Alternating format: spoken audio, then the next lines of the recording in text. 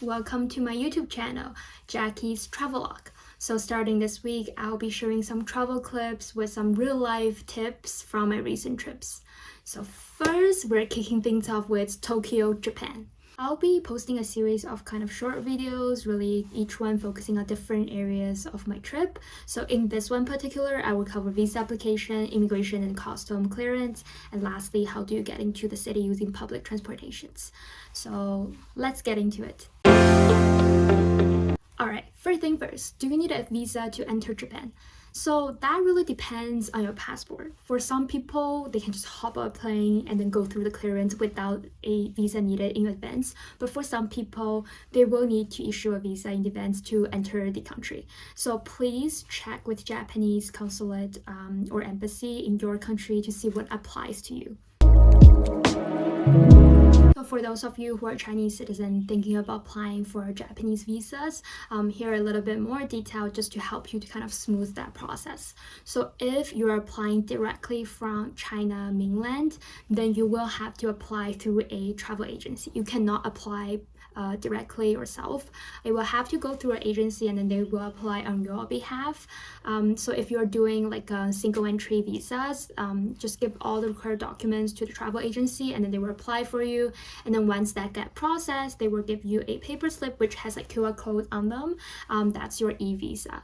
But if you're applying for like a multi-entry visa, then it will be the traditional visa stamp, which will be like stamped on your passport, just like any other visa. So really do remember, if you're applying for the single entry and then if you're thinking about kind of getting in with the single entry visa, you really need to bring that QR code, because you will need to show that QR code when you're checking at the airport before you depart your city to Japan, not after you land in Japan. So this is something that I've seen people kind of just really like forgot about it and then really delayed the check-in lineup. So just a reminder there, if you applied for a single entry, remember to have that QR code handy when you are checking at the airport. But if you are a Chinese citizen living elsewhere, like for example, if you have like a student visa in America and then you're like kind of thinking about applying for a Japanese visa in the US, or if you have like a permanent residence in Canada and then you were in Canada at the time when you were thinking about applying for a Japanese visa, then you can directly apply for an e-visa through your local Japanese consulate. So please double check what kind of situations applies to you specifically before you kind of hand in that visa application. Now we're arriving in Tokyo. So I flew into Narita Airport, which is one of the two biggest airports in Tokyo, Japan. So the other one's called Haneda. For me, so which one you fly into really depends on kind of where you're flying from. So at the time I was taking vacations in southern China, which Narita kind of is the only option for me if I wanted to take a direct flights. But for other people, if you have both airports as your options, then just some like a small tips is that Haneda is closer to central Tokyo. So like if you wanted to live in Ginza or like the nearby area, then flying into Haneda makes more sense than flying into Narita. But Narita is still super easy to get to and from, and then they're both really connected by public transportations into cities. So it really depends on kind of your preference, what it makes sense for you in terms of direct flights, and then where you're planning to stay. Congratulations, now you have landed. So once you land, you will need to go through the immigration and custom clearance process. And then trust me, you will want to use this Visit Japan web ahead of time. So this is the official clearance app that's developed by the Japanese government. So it's really easy to use. What you need to do is just go to the Visit Japan web, you pick your preferred language, you create an account, and then you fill in like the usual entry details, where you'll be staying in Japan and your local contact information. So if you're traveling with family, I highly recommend using this site because you can just simply add family members under the same account instead of filling out separate paper forms for each person. So once you are done, it will generate a QR code for you. And if you have got multiple people on your account, so there's a drop-down menu, you can switch between profile really easily. But a quick heads up, so this QR code is not the same as the one from the visa applications. So that visa one is something you apply for before your trip and you will need to show it at the airline check-in counter. But this Visit Japan web QR code is for immigration and customs after you land in Japan. So So how do you get from airport to the city? If you haven't already, please download Google Maps. This is a lifesaver for me while I was traveling Japan. It's super accurate and it makes things getting around so much easier. And then I stay at the Royal Park Hotel in Ginza. I will talk about hotel selection later, but for me, there were two main kind of train options from Narita. One, it's called the Skyliner. So it works kind of like a airport express, and then they have reserved seats, they have fewer stops, it's so much faster. But there's another option called Keisei Line, which is a local train and usually like turns into a city line after like certain stops. For me and my mom, we ended up taking the Casey line since we had two big check-in luggages and also one carry-on. So if we had taken the Skyliner, we would have had to exit the station first and walk for another like 3 to 5 minutes to transfer to the city line at a totally different stations, which didn't sound fun at all with all that luggages. So with the Casey line, we could just stay on the same train when we switch over to the city line.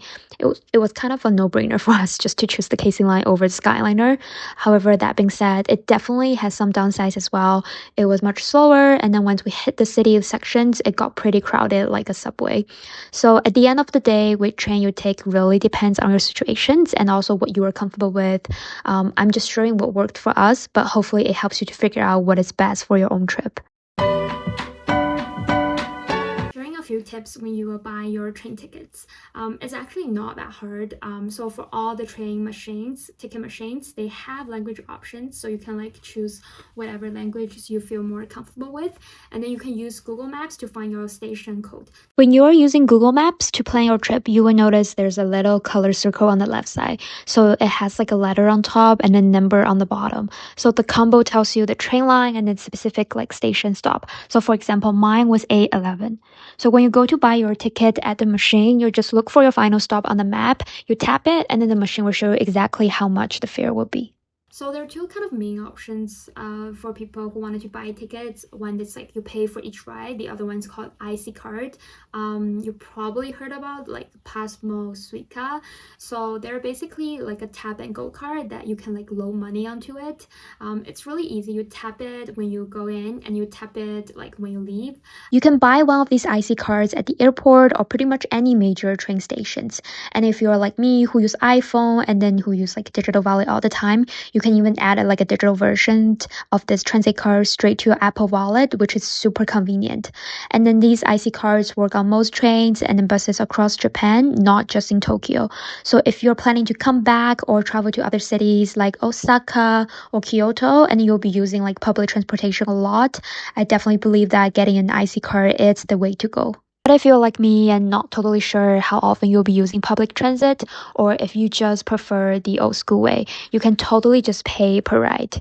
One super important tip though, like don't forget to take your paper ticket when you enter the stations.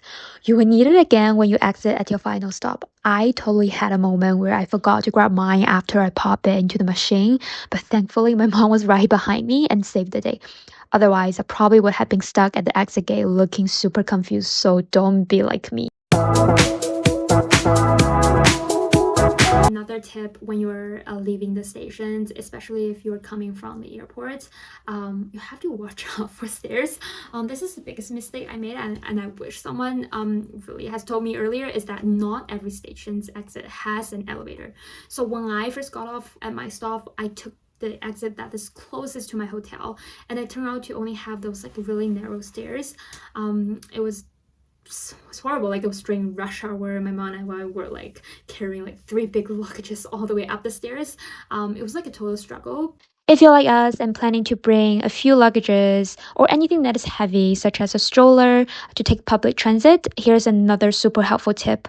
When you're using Google Maps to plan your trip, make sure to turn on that wheelchair accessible filter. So that way, it will actually guide you to the station exit that have elevators, which makes a huge difference when you're carrying a lot of stuff.